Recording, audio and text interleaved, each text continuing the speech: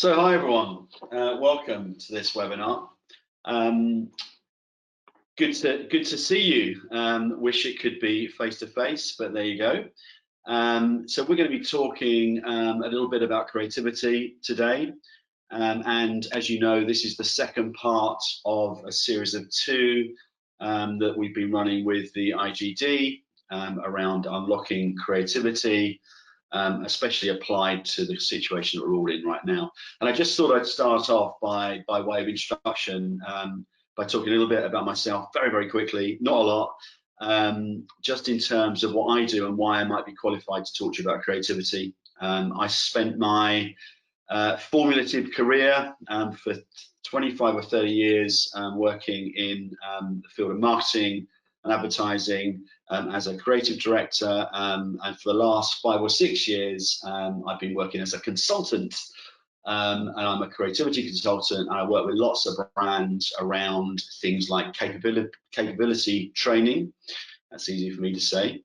Innovation programs. I'm running a big innovation program for a financial institution right now, and working on solving business challenges with various groups of people. But essentially, I call what I do unlocking group creativity. So I work with groups of people, very often within firms, but also diverse experts and end users and those kinds of people, to help do some of the things I've just highlighted there. So there's a list of the kind of clients I work with down there.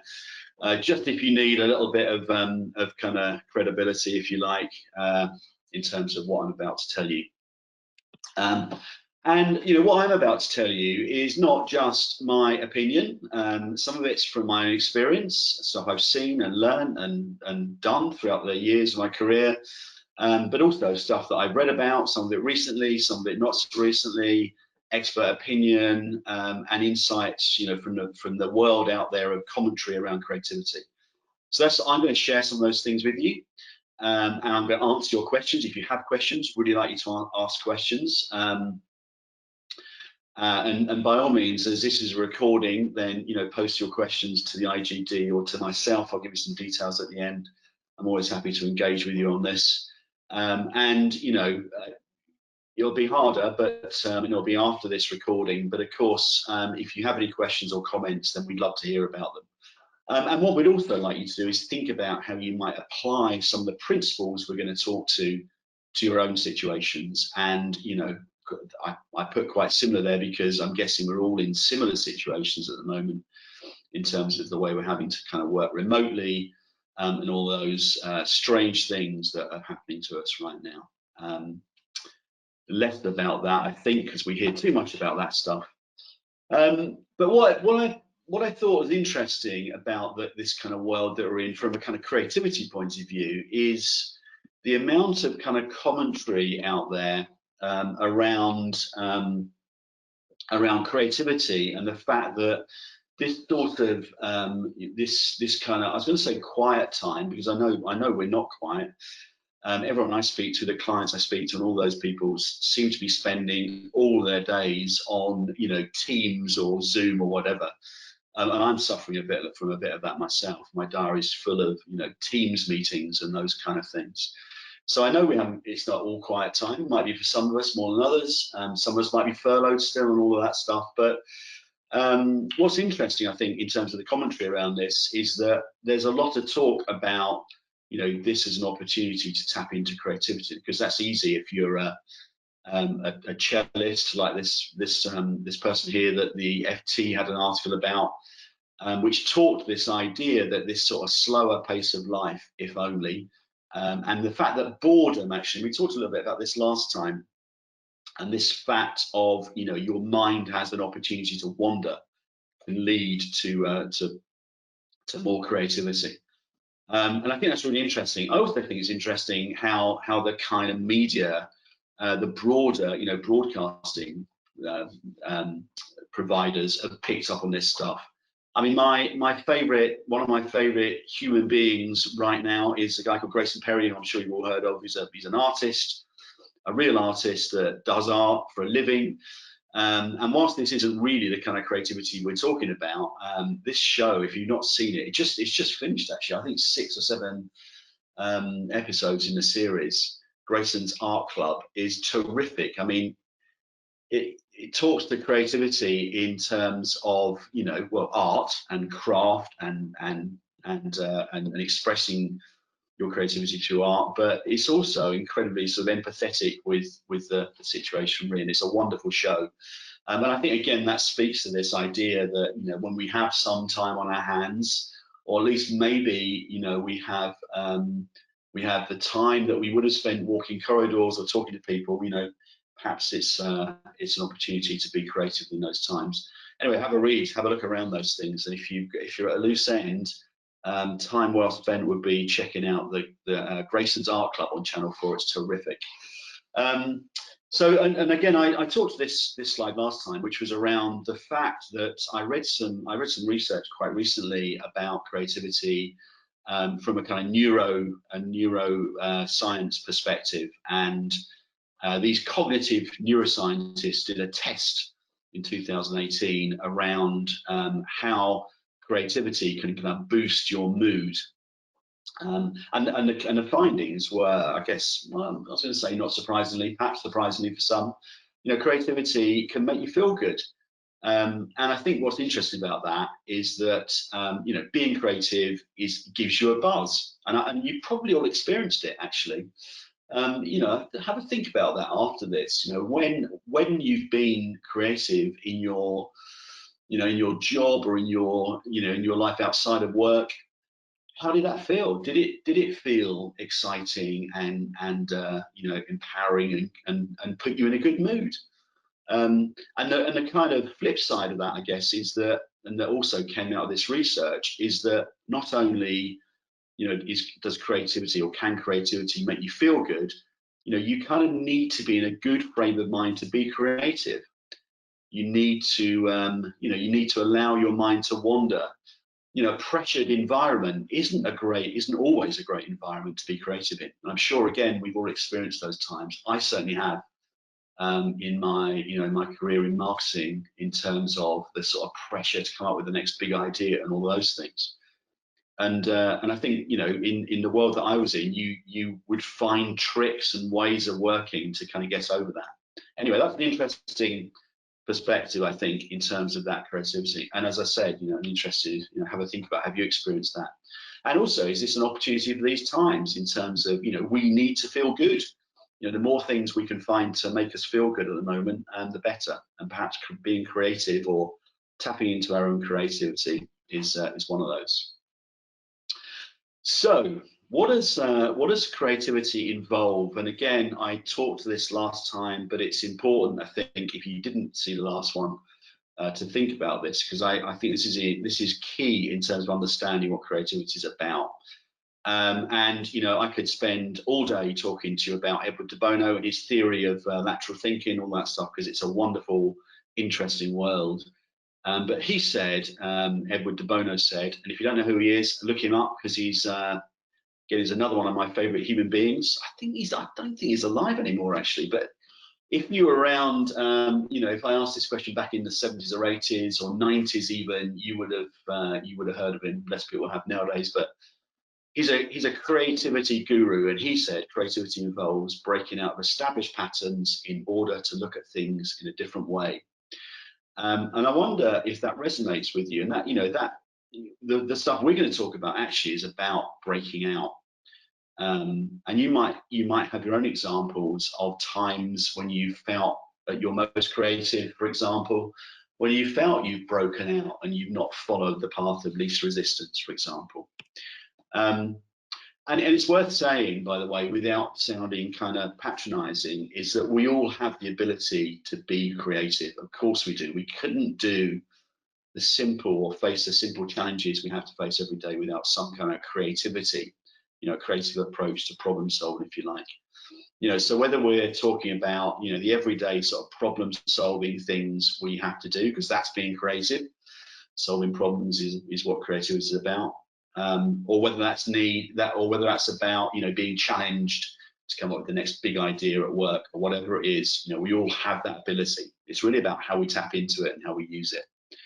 And importantly, in terms of what I'm going to talk about, if creativity involves breaking out of established patterns, not following the path of least resistance, not just doing the thing we did last time, which is, again, is the kind of stuff that I guess we all fall into, the kind of trap that we all fall into. So how do we break out? How do we break out of those established patterns to do things differently? And there's one thing that we need to help us, and that's stimulus. And in the world that I work in, helping groups be creative, running innovation programs, all of those things. There are probably two ways we think about in terms of helping people sort of stimulate their creativity. One is around, creative thinking tools. So the things you may well all have seen examples of, the kind of things we use in workshops, all those lovely things. And the other one is kind of creative habits and behaviors. So things that you can adopt, habits and behaviors you can adopt and do regularly to kind of stimulate your own creativity. And that top right blob is the thing we're going to talk about today, and it's the thing we talked about last time. So we're thinking about what are these habits and behaviors to stimulate your creativity, and help you break out of established patterns, think about things in new ways, and have a fresh approach to the way you problem solve. And also, of course, the brief to me from the IGD guys when we were chatting about this way back at the beginning of lockdown was, how can we adapt some of these principles for the situation we're all in? So, solo, remote working, all those things. And last time we talked about routine switching, so refreshing your routines and inputs. And this time we're going to talk about something slightly different. Although, as always with these kinds of things, it's closely related. And the thing we're going to talk about, and the examples I'm going to share with you, are around a thing I've termed clue hunting, which is, it's self-evident, I guess, but it's really about seeking out diverse perspectives, whether that's just in general, so just to inspire your mind, or more likely and more usefully from a creativity point of view, whether that's about finding things, diverse perspectives on the challenge you have, the challenge at hand, and again, especially relevant to our work lives. And I know there's, diversity is has always been a hot topic, and I don't just mean diversity in all the things you might expect, but diversity is key to creativity. Not just in your workforce, as it says here, but in your personal life. The teams you form and the managers you hire and promote, and everything. All of the inputs that you seek and the opinions you get. And need to be as diverse as possible. And again, back to the kind of innovation work that we do, we're always looking for as many diverse inputs as we can find. And that's not just about people. That might be about looking for diverse insights, for example. So we spread the challenge as broadly as we can to find as much information as we can to help stimulate that challenge and stimulate an answer. And there's the great thing about this quote down the bottom, from the Medici Effect, which is a great book, by the way. It's all about when different cultures or different kind of disciplines come together to create something new. And I'm slightly obsessed with that. And in fact, I collect examples of where two kind of maybe unrelated things have come together to create something brand new. And there's a couple there if you're interested. I'll just talk to the 10th thing, which I'm not a camper, but I love this brand because the brand's amazing anyway in terms of what they do and what they give back. But this idea of a hammock meets a tent, I don't know why that excites me, but this is what these guys, Tentstyle, have created. And I love this idea that these two sort of diverse things can come together and create something new. And I'm always on the lookout for them, and I sort of collect them. There's some other examples. If I have more time, I'll talk you through more of them and share my collection with you. But there it is in terms of the setup. That's what we're going to be talking about, this idea of diverse perspectives. So looking as broadly as you can for inputs into your challenge. And there are 4 areas I'm going to share with you, and they're all relatively broad. Some of them are more kind of tool-like, and in fact this first one is. So the first one I'm going to share with you around clue hunting is about borrowing and applying principles of success. This is a kind of classic creative thinking tool. We use this a lot when we're running innovation workshops, whether they're live ones, by the way, which we're not running at the moment, or on Teams and Zoom, which I seem to be spending my life running creative workshops in that way at the moment. But anyway, it's all fun. So borrowing and applying principles of success. So the idea here is you track down a parallel world case study of someone that's had a similar challenge to your own, and you take those the sort of principles of how they've tackled that challenge, and you apply them to your own challenge. Now that might sound, well, am I just stealing ideas there? Well, you're absolutely not, because you're looking outside of the category, the type of business, you know, the space that you're operating in, for something completely different. But you're also looking for someone that's had a similar challenge to your own. I mean, an example from me, I do quite a lot of work on food brands. I was working in Germany, of all places, a couple of years ago on a frozen foods line, which was very tired. So it was a tired brand that used to have a lot of love, but had lost the love a little bit, and was trying to kind of rebrand itself and find a new place in the hearts of families. And one of the things we looked at lots of different things in trying to tackle this challenge. We looked out, we said, well, who else has had a similar challenge? Who else has had to kind of reinvent themselves? And put, you know, kind of put a new face on their brand, and on a brand that maybe wasn't as loved. And we looked at Skoda, which, you know, used to be the butt of jokes, if you like. I think they're owned by Volkswagen now. But we looked at how they relaunched the brand, actually, and then we looked at the principles of how they did that, and the kinds of things they did, and the kinds of ways they engaged with audience. And we narrowed those the ways they did it down into very specific principles. And we took those principles one at a time, and we said, what if we apply this principle to our challenge? What does that do? So you can kind of see where that's going. It's a really interesting space to get into. It does take a lot of desk research, or, you know, at least some desk research, and some time and rigor, because you've got to isolate those principles. But it's a great way, you know, even if you're on your own, or if you work, or if you're working as a group, doesn't matter, of thinking about a challenge and just getting out of the space of, you know, being trapped within the category that you're working in, for example. So that's number one. I'm gonna run over these very quickly at the end as well, so you'll get a chance to see them again. Number two, around clue hunting and seeking out diverse perspectives, is, again, as I said, these things are all kind of connected, but this one is all around how you can engage, ask, or involve what I term the unusual suspects. So these are the kind of people that you might not assume have a connection to your challenge, but can often give you, as it says here, either a very unencumbered or a kind of naive perspective on your challenge that may take you somewhere else. And this really came from a number of places. Some people I worked with in the past, but also the experience of running lots of workshops with brands. And always, you know, the client would always say to me, and still does, you know, well, these are the people we're going to invite. You know, you always get the marketing guys, or the brand guys, or the packaging people, or depending on what the project is.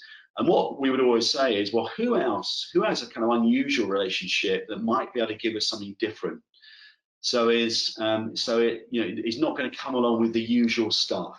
And of course, in a workshop, we do all the things we can to get people out of their everyday kind of perspectives. But, you know, who can bring something fresh? So it's kind of come from that. And there are a number of ways to think about this. So, you know, as it says on the bottom left there, you know, who's got an unusual connection to a relationship with your challenge? So it might be the factory manager. That one's actually from experience. I did some work with another food brand from memory, and we were looking for different kinds of people. And actually, what you tend to get when you ask these people is they'll never have ideas. They're not creative, you know. But actually, I've found that quite often these kind of people are. They just need to be an environment where they can speak their minds and they can engage with others and let their minds run free. So these people within your business or connected to your business, they might be someone from the factory, from the ground, the ground up, if you like. I don't know, it might be a delivery driver, it might be a retail assistant, it might be a fan of a competitor brand. They've all got a connection to or a relationship with your challenge or your brand or whatever it is you're working on. But it's sort of one removed. They're not the usual suspects in terms of the perspective they'll have. You might want to think about also who has no connection at all. So he'll give you a completely unencumbered and honest perspective. If you shared some first ideas with them, for example, it might be a granny, it might be your best friend, it might be a balcony neighbor, or however those things are expressed at the moment. So who's going to give you just something fresh, just a different perspective, and this one could be unencumbered. And then also, who are the kind of naive experts, I call them? We quite often ask experts in to help us with workshops, but who are the experts that don't know they're experts? Again, an example, I do quite a lot of work with music venues, or I did do, and hopefully will again. And we were looking at how we can engage live music fans in a program.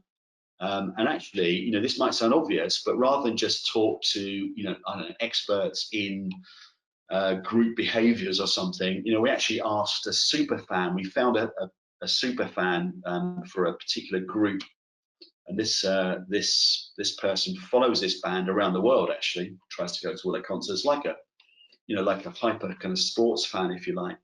And we got them in and we interviewed them in front of a group of people working on this challenge, to tease out what are the behaviors, what do you do, what connections do you make, what groups of people do you connect with, how does that work?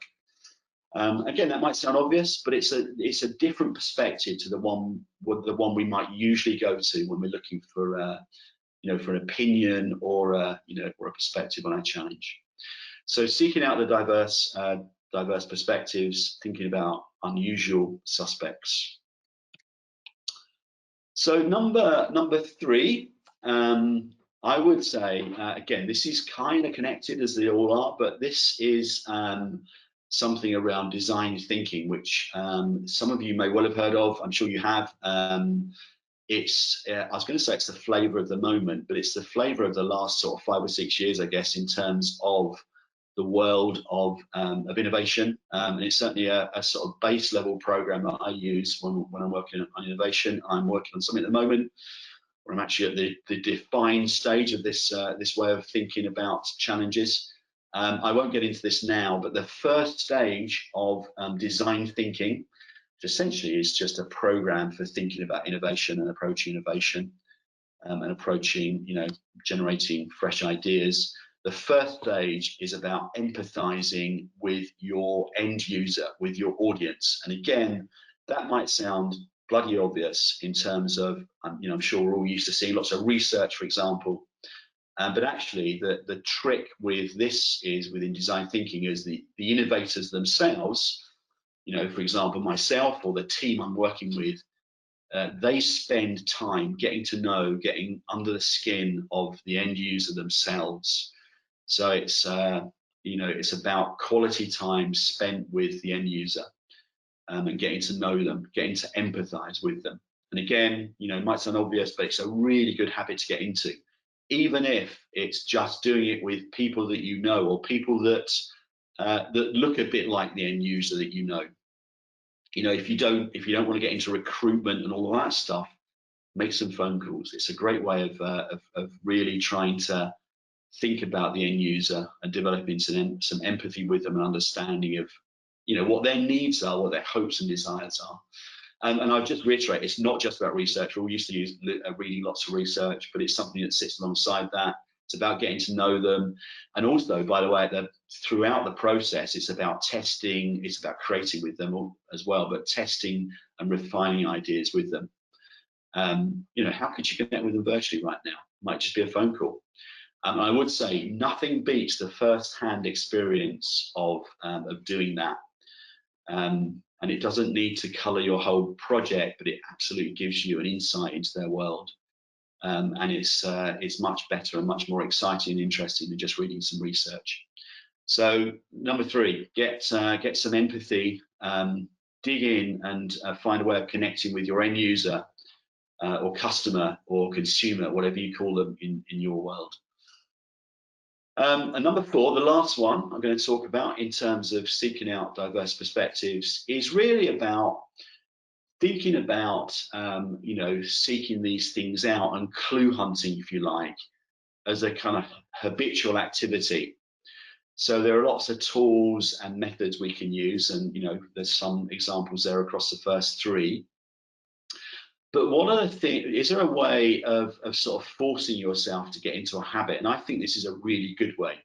It's something that I do, and lots of people that I know that do similar things to myself or allied worlds to the world I work in. And again, it kind of sounds dumb and obvious, but it's around keeping a notebook. And keeping a notebook is a great habit, because if you've got something that's a sort of material example of a habit you want to form, you tend to use it. And by the way, it says buy the most expensive notebook you can afford, because if you do that, it's a bit like sunglasses, you tend to look after the thing you bought if it's relatively expensive. And I used to buy these moleskin things when someone used to buy them for me when I had when I was working in the industry. I buy slightly cheaper ones now, but they're still, you know, valuable things, and I tend to look after them and keep them. And write stuff down, and it might just be the kind of musings or thoughts, random thoughts, but it also might be observations, you know, ideas that come in the middle of the night, or you know, when I'm walking the dog or whatever. Always have it with you, capture ideas. And there's a bit of science around this as well. You know, writing, scribbling stuff down in a notebook actually is a great way for capturing short moments of inspiration. Because I guess people say nowadays, if I've got my phone, I'll just tap it into notes on my phone, or I'll take a picture of it. That's great as well. But physically writing it down, things tend to stick. And there's a great quote there from Somerset Maugham about keeping a notebook. Capture things. Get a notebook you want to look after and capture things, and you'll get into the habit of it. It's a great habit to get into. And then go back over them. I know plenty of people like myself that have got stacks of notebooks that they just revisit from time to time, and they're looking for a new idea, you know, because you forget the stuff you've captured in them. So that's number 4, and that's the last in that little series of 4 around clue hunting. And I guess what we would do now, if this was a live session, we would ask you to have a think for a couple of minutes about what you might adopt. And again, you know, the truth about any kind of training, and this isn't really training, this is some ideas for you, but is, you know, you don't action stuff pretty much right away. It tends to go. We're all busy. We'll go back to our jobs, and you know, things get forgotten. But if you can just take one, you know, discipline, or you know, take one tool or one habit from what I've just told you, and just have a go at it, it's a great way of doing something and maintaining it. You just need to do it quite quickly. So it's something to have a think about, you know, when this is over. And you can have a glance through. You can just stop on this if you want to kind of aid memoir to what we just talked to around clue hunting. Borrowing and applying principles of success was the first one we talked to. Engaging and asking and involving the unusual suspect, so who's got an unusual connection to your challenge. The first rule of design thinking, so how can we develop some empathy and slightly deeper understanding, you know, by doing it ourselves with our end users or clients or customers or consumers. And you know, can we adopt some conscious curiosity? So grab a notebook, take notes, and get into the habit of trying to spot things, you know, when you're just going about your daily lives. So I hope that's been useful. As I said, if you've got any questions, love to hear about them. I'm sure if you get in touch with, by all means, drop me a line, give me a call. Or get in touch with the IGD, or if you have any questions on what you've just seen, please ask away. Thank you very much for your time, and look forward to seeing some of you in the flesh sometime soon. Take care and stay safe. Thanks very much.